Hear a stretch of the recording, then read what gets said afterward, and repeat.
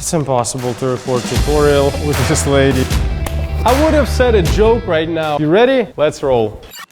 Today I'll show you from A to Z how to film a product video with an actress.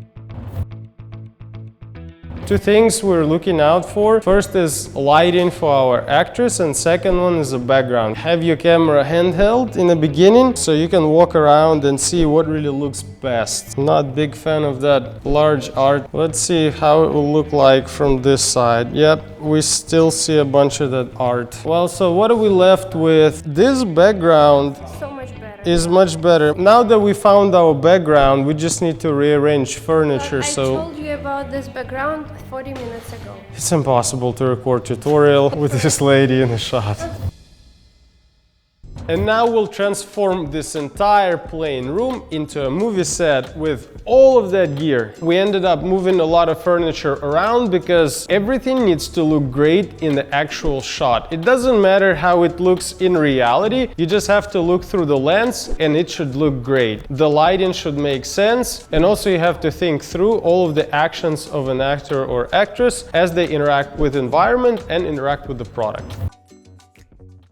This is Aperture 600D Pro. It's our portable sun that we usually put outside. To really get the most out of it, we have this F10 Fresnel that we add, which actually gathers all the light rays and basically amplifies the power. And we use that to imitate sunlight on the inside. Take this Fresnel and attach it. We want to make sure that it clicks so it doesn't fall off and the glass wouldn't break. It looks like it's a dummy outlet. There's really no electricity. Even if I press reset, nothing happens. You definitely want to do location scout before you show up on the set. Luckily, this is our studio and I just wanted to give you this example, so prepare in advance. Because if producer walks into the frame like that, you'll be in some hot water.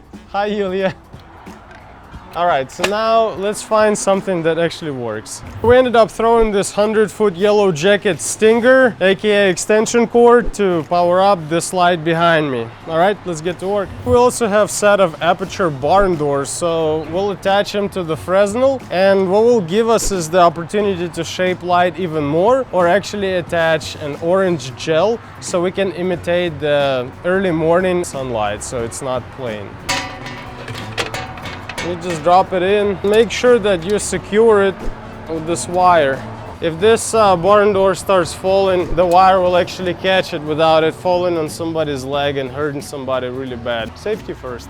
As a final touch, we've added some CTO, color temperature orange, that's what it stands for. And we can see through the window the back shelf. All we need to do is to strike it and say strike.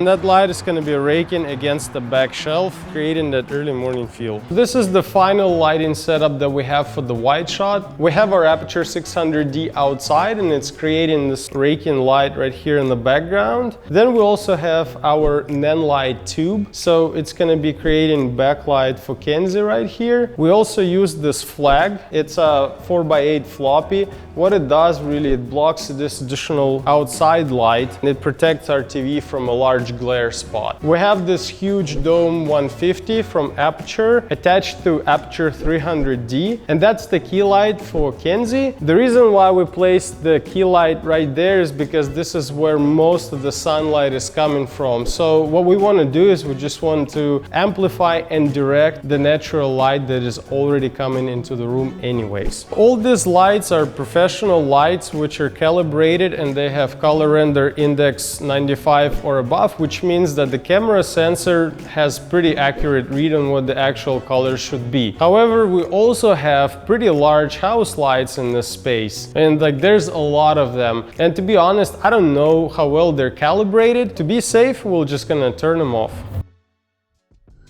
I really love layering because after all, video can be, 2D, but you try to create a 3D look, 3D world. One of the tricks we use is we actually stick these leaves, these branches, because it's so close to the lens, it'll actually be out of focus. So you'll just have an effect of something green right in front, and our actress Kenzie, she will walk past. We'll basically have camera driving through, we'll see the greenery, and then we'll move on to catch her. This is how your mind perceives gives depth. We have one layer right in front of the lens, then we see chairs, then we see Kenzie, and then we see the background. You have basically like at least 4 layers of depth. We have a beautiful actress, Kenzie, with us. She is super experienced and great to work with. Could you walk me through real quick what it takes to prepare for a product commercial? For product commercials, I think the most important thing is to make sure when you get your call sheet to see what you're asked to bring and all the specifics, because a lot of the times clothing needs to be neutral and very simple and it shouldn't pop and distract. Blue jeans and this. Sure. Yeah. Yeah, let's try that first. There's a lot of hand shots, so making sure your hands are clean, your nails are very simple, no flashy colors. I have mine just a nude color. Kind of all the little things that you wouldn't really notice, making sure you don't have excessive jewelry on or rings or necklaces and things like that that you wouldn't really usually think about. Make sure your clothes are ironed, which I'm usually not great at. So Yulia always has a steamer, thank goodness. Know the product that you're using, even if you don't specifically know how it works. Know, okay, these are the buttons, this is how it would properly be held, so it looks really, really natural. In commercials where it's just product, this is your scene partner. This is what you're interacting with, you're emoting with. It's not acting big or everything, it's being natural and its simplicity. Facial expression is very important in a product commercial. You don't necessarily want people to be super smiling and happy for no reason, but you also don't want to have a sour face in the frame. Normally, I would instruct actors to have a content face or have a slight smile, like they're having a good day. Keep it clean and keep it simple. We will start with the wide establishing shot. This is important so the viewer can get sense of the space, they understand where we're at and who is in the shot. When you work with actors, it's very important to start with the blocking and the direction. Since product videos are very fast-paced, for example, the shot where Kenzie is walking to the chair and sits down, we don't need her to start 5 steps away. We can literally start right next to the chair, and on action, she basically takes 1 step and sits down, so that we don't have all that extra unnecessary footage. Let's just start by practicing. I'm gonna go behind the camera and we're just gonna be doing blocking first. We'll make sure that all of your actions are working good for the camera, and then we'll start actually recording. Cool. And do you want me to cheat out to the camera like this much, or a little bit less cheating out? Yeah, less. Is this better? Yeah. Since this is a wide shot, it would look strange if you will cheat that much. Cool, so I'll just go like this. It would be best if you will sit like in the middle of the chair and have your hands against your legs. Yeah, like that. I think that's the proper use. You want to make sure that you understand the product ahead of time, you know its functions, and you capture it properly. Now that we've done a couple of blocking rehearsals and figured out what worked and what didn't, now it's the time to go for the picture and actually press the record button. Action. When you walk in, you sit down, turn it on, and I think the proper position is like you place this finger here and then cover both of these buttons with the right one. Maybe we can use a part of this longer shot in between close-ups. We still have some sort of cutaway dynamics in the edit. When you take this first establishing shot, sometimes it may be even a master shot of this scene. And really, for this scene, Kenzie walking in, sitting down, turning on the device and placing her thumbs on it, basically using the device, this is pretty much the master shot of the scene. We can take a piece of this shot like any 2 seconds and place it anywhere in the commercial. When we start editing, if for any reason shots don't cut together, you can always come back to the master shot and find the place that will link the 2 other shots together. Anytime we shoot product video, we want to get to the actual product like as soon as possible, be it a tutorial, be it a demonstration. Product itself is the most important thing. Wide shots, they're nice to have, but in the post-production it may happen that the shot may not even be used. Make sure you save up some time, maybe like half an hour, just in case you will see some shots worthy of capturing, because they may play a huge role later on. I need to raise the dolly because we need to be on the eye level with an actress. Something else that I wanted to mention, for those of you guys who are thinking of moving from DSLR to a cinema camera, with bigger cameras, everything else just gets bigger. So think twice, because it's not only about the size of things, but also about the price of things. One of the most challenging aspects of shooting electronics with digital displays is actually reflections. And today we have location with large windows, which makes it difficult to kind of protect that screen against any glares and reflections. So Kenzie and I really have to play on the angle to make sure that the monitor of the device doesn't reflect what's behind us and that our shot is actually focused on what we need to see. Now go ahead and do the playback and tilt it more towards me. Tilt it a bit away from me. Now tilt it more towards me. Turn it more towards the lens, the device. Okay, this is perfect. That's it. That's definitely very vivid. The color, the sharpness, that's what we want to see. Kenzie is awesome. So we got the right angle under which we see the results of the test well, and we don't see any reflections. Any electronic device that you shoot has a lot of different features. This heart rate monitor, for example, actually has a companion app for the phone. You have to test your electronic devices beforehand and make sure that everything works. So we downloaded the app, we tested the device. Any questions that we had, we addressed to the client to clarify and make sure that we understand how this functions properly. Because the worst thing that can happen is you show up, your electronic device isn't charged, you don't understand how it works, or you didn't even know that it had an app, and now you shot everything but the app and you actually have to go back and reshoot because you didn't do due diligence and didn't do enough research before going into the production. It's very important to ask clients to send you several copies of the product in case product would be damaged during the shipping process or stuff may happen on a set, especially if there are any actions done by actors that are really engaging, or the client asks you to show a feature in the product which may be drop proof or something like that. Before actually recording, we need to do final touch-ups just to make sure that the screens don't have any dust on them and they look presentable. So usually I have microfiber cloth and a little rocket like that. It's basically a dust blower. I would wipe off any fingerprints like that, and then for any leftover dust, I just blow it off. Actors interact with the screen, they may leave smudges, dust may land on the screen, so it's a good practice to do this every time before every take. There you go, Kenzie. Thank you.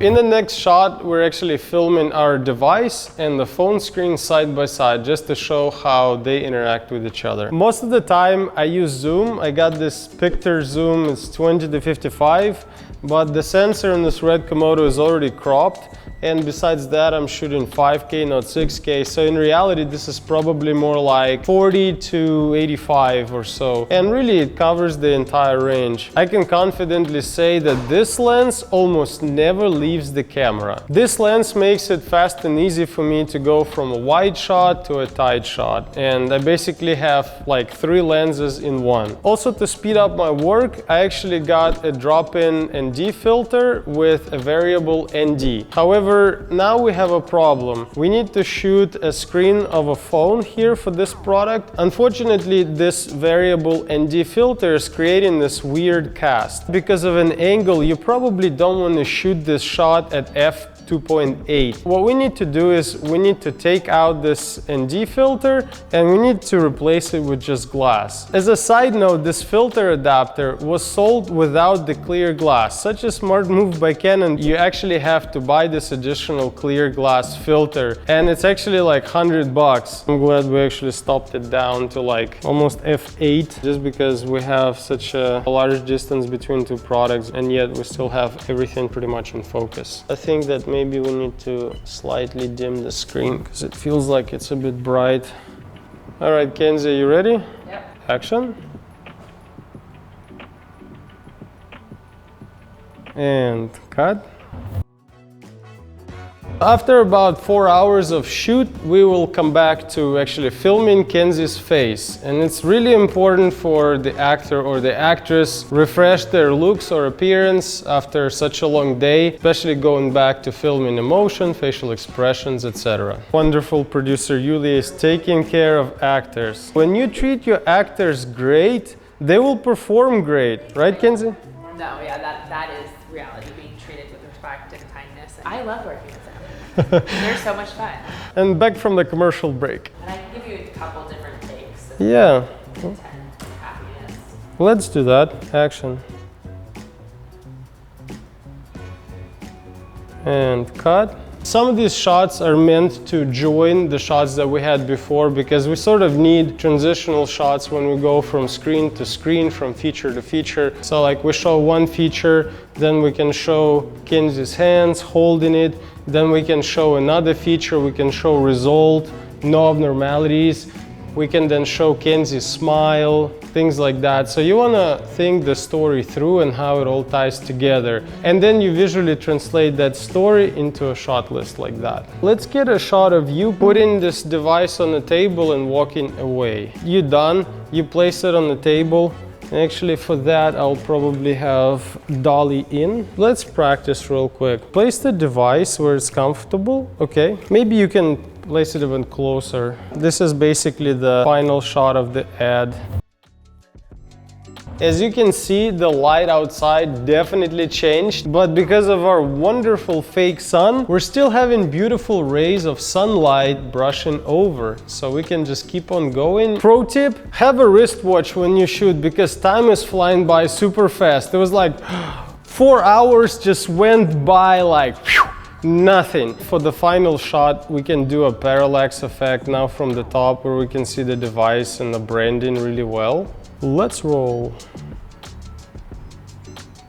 This green plant gives us a lot of texture on the side, and the book on the other side, also with greenery, complements that. So it gives us a visual stability, visual balance. It looks too sterile when the product is laying on the table just on its own and there's nothing else in the frame, unless this is a look you're going for. But for a lot of these product videos, you kind of want to put some other items so the viewer can really feel and understand how this item will look in their environment, in their home. If you don't have anything with you, you can just shape light, maybe put a beam of light that will be a raking light, or maybe you can shape light which will be like a line on the table. Just add some little accent, just so it doesn't look like the shot wasn't thought through.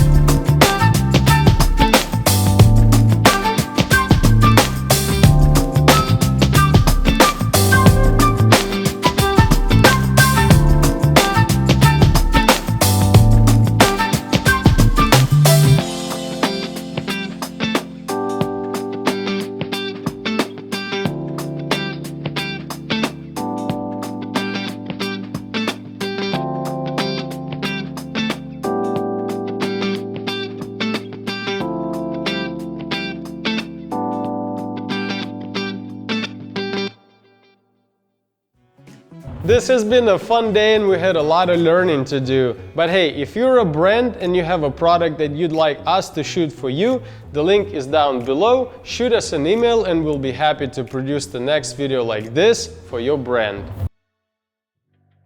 Dolly and the movement really adds a lot of production value to the picture. This is something you really need to think about. What can I do that is not super expensive and yet it can add production value to my production? For me, dolly movement always makes it more cinematic, so when I speak with clients about the project, they really compliment on my past work. And even if you're shooting with a DSLR camera and you can buy a small slider and start practicing with that, you will see how your image quality will be elevated with movement. Or you can buy a Ronin and do a lot more handheld stuff. Dana Dolly is probably one of my most commonly used tools in the toolkit for sure. What we have here is the dolly itself, and it's basically like a platform with wheels. Then we have a fluid head made by Cartoni, the Italian brand, and of course the camera. Dana Dolly is usually purchased without these metallic pipes. You would have to probably order that separately. Really the question is, how long do you want this dolly track to be? I chose exactly 5 feet because 5 feet is the length I can easily pack into any SUV or the bed of my truck. You will have to buy stands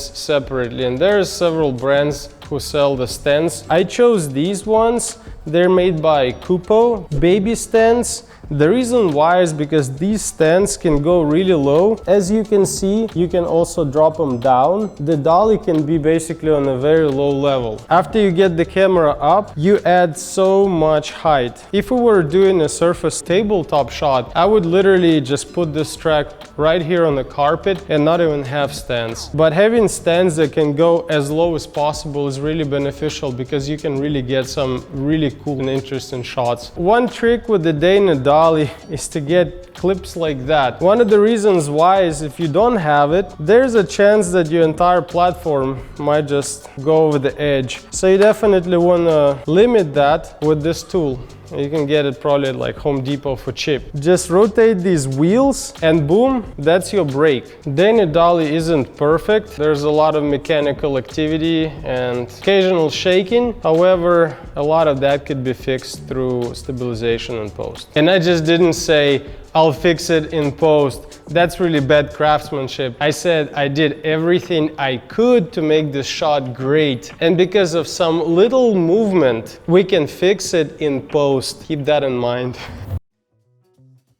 One of my favorite features of this Red Komodo camera is a built-in image transmission system. So all we did, we downloaded an app on this iPad. It's a Red app that helps us monitor and basically make this iPad a client monitor or a producer monitor in our case.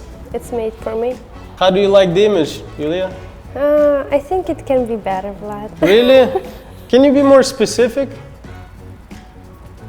I would have said a joke right now, but since my sense of humor really sucks, I'll just keep going straight to the lesson. You can definitely go out and spend a lot of money on a professional video broadcasting system, but in our case, where we only need one monitor today, this works perfectly fine. It's perfect for actors because you can turn it toward the actor and they can see how they look on camera. Beautiful!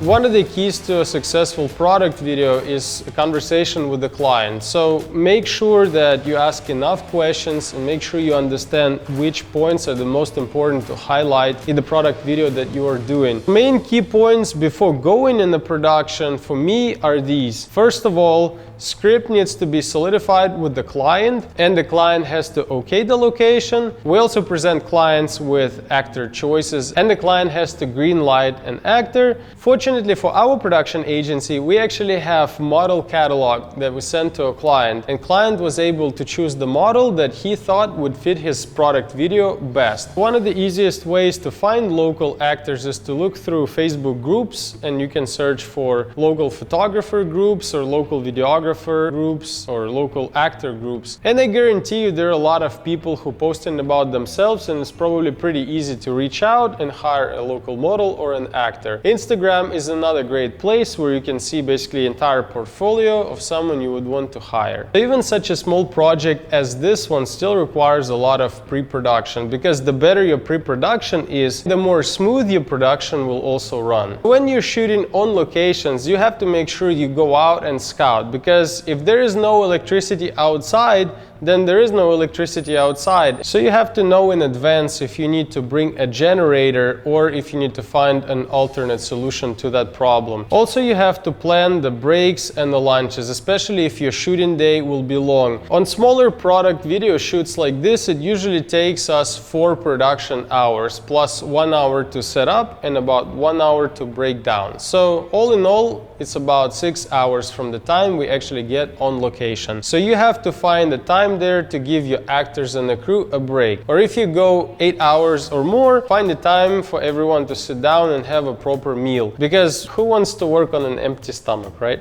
Budget enough time for production needs, you budget enough time for prep time, the time it takes to recharge batteries, the time it takes to format cards, it takes to prep lenses, etc, etc, etc. Even though we were shooting in our studio and we have most of this equipment already set up and ready to go, oftentimes we actually go on locations where all these stands are folded, the lights are in bags, and so you have to account for that time as well. The time that it takes to set set everything up and the time that it takes to break everything down. Sometimes when I work by myself, I may get lost in time, right? The time doesn't exist, I just work by myself. On days like today, when I work with other people, I have to be considerate. Our actress had to be out by a certain timeline and we had to honor that. People may be more or less lenient, but you have to ask them well ahead of time. If we go a little bit longer, would you be able to stay a little bit longer to help out? And if they say yes, that's cool. If no, then you have to hustle and get stuff done.